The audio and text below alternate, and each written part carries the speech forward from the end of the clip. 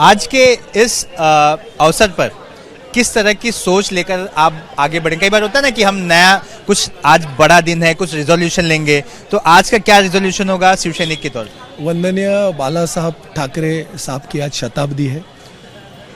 आज के दिन जो बाला साहब के सच्चे अनुयायी है, जो बाला साहब ठाकरे के बाळासाहेबांची लेकर हम मराठी में बोलते हैं, बाला साहब के जो बच्चे हैं उनके विचारों से प्रेरित होके जो शिवसैनिक है, जो मराठी मानुस है, वो आज के दिन प्रेरणा लेके जिस प्रकार बाला साहब ने उन्हें जो कुछ भी सिखाया था उनके कार्यकाल में शिवसेना प्रमुख करके, उसका अनुकरण करके महाराष्ट्र में जिस प्रकार से पॉलिटिक्स शुरू है, उस पॉलिटिक्स का सामना ये शिवसैनिक करेंगे।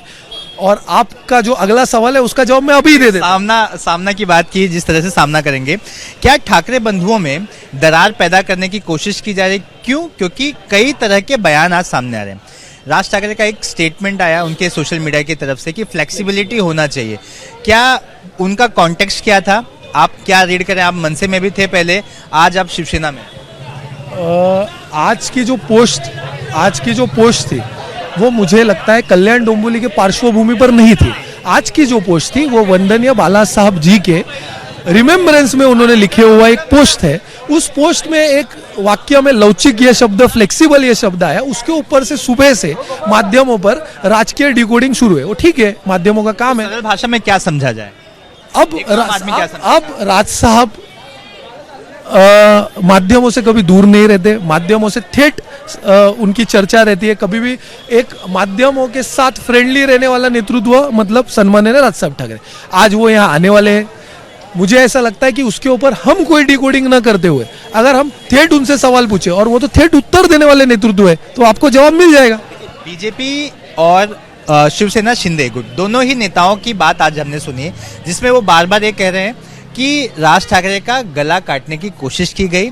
शिवसेना यूबीटी उनके कंधे पर पैर रखकर मजबूत हुई, इस चुनाव में उनकी वजह से मजबूत हुई। उनके वोट्स यहाँ ट्रांसफर हुए, इनके वोट वहाँ ट्रांसफर नहीं हुए। उदय सामंत कहते हैं वो हमारे साथ आएंगे तो बहुत अच्छी बात होगी, हम साथ में आने के लिए तैयार हैं।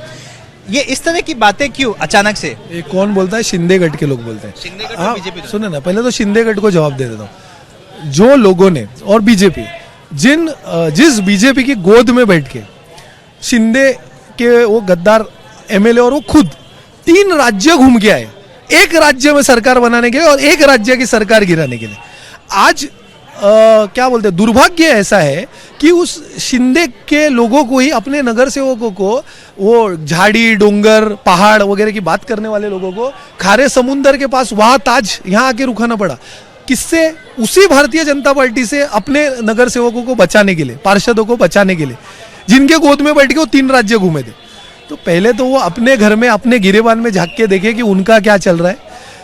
कल्याण डोंबिवली की आप जब बात करते हो महाराष्ट्र नवनिर्माण सेना की, तब एक अलग सवाल आपको ये पूछना चाहिए कि 50 बीजेपी के आए, 53 इनके आए, दोनों मिलके सरकार बनती है, तो ये तोड़फोड़ की राजनीति दोनों क्यों कर रहे हैं? एक दूसरे से लड़ने के लिए ही कर रहे हैं ना। तो इसका जवाब तो आपको उनको पूछना चाहिए पहले। बाकी सब तो बहुत छोटे प्रश्न है। महत्व का प्रश्न क्या है? हर बार वो ना दूसरों की तरफ उंगली दिखा के कुछ कॉट फ्री भाग जाते हैं। पहले उनको पकड़ो, क्या है जो मजबूत रहता है ना, उसको पहले पूछना चाहिए। अरे हम तो क्या है, अभी आपके हिसाब से तो हम हार गए ना, हमारे बारे में बात ही क्यों कर रहे हो? आपके बारे में बताओ ना, आप क्या करोगे? सही है, लेकिन जिस तरह के ये, क्या बीजेपी और शिंदे को डर लग रहा है कि ठाकरे बंधु एक साथ रहेंगे तो भविष्य में और डैमेज करेंगे, इस वजह से दरार पैदा करने का काम, जिस तरह के बाकी नेताओं से बात हुई कह रहे हैं कि दरार पैदा की जा रही है जानबूझ के वीक करने के लिए? सर ये डरे हुई है। मुंबई में आप अगर देखोगे, मैं आपको फैक्ट्स एंड फिगर्स बता देता हूँ। मुंबई में अगर आप देखोगे तो 2017 में जब शिवसेना पार्टी लड़ी थी, तब सब हम साथ में थे, कोई फैक्शंस नहीं थे, बराबर। तब जब हम लड़े थे 227 सीट्स पे लड़े थे, कितने आए थे? 84। आज फैक्शंस हुए, टुकड़े हुए, भाजपा ने तोड़ फोड़ करके एक अलग फैक्शन खड़ा किया, और उसके बावजूद 163 सीट लड़के आज 65 आए। तभी परसेंटेज आप देख लीजिए, तब था 36%, आज है 42%। तो हमारी हार हुई है कि जीत हुई है? मुंबईकर जनता ने हमें आशीर्वाद स्वरूप में मतदान किया है, और उसका हम सम्मान रखते हुए मुंबई में ये जो हमारी लड़ाई है ये आगे जारी रहेगी। और आपको दिखेगा कि इसी प्रकार वो डरे हुए रहेंगे, और वो उनका डरना ये जरूरी है। डरते ही रहो। कैमरा पर्सन कृष्णा खापरे के साथ सूरज ओझा, यूपी न्यूज़, मुंबई।